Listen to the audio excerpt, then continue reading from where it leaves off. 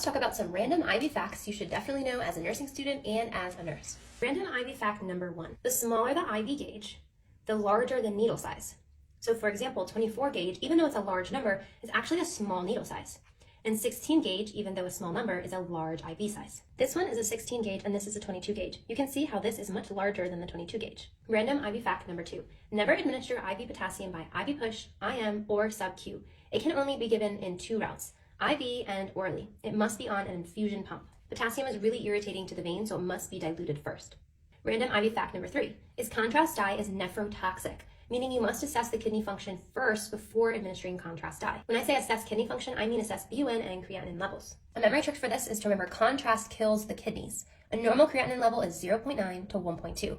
So anything over 1.3, think bad kidney. In this case, you wouldn't want to administer the contrast dye.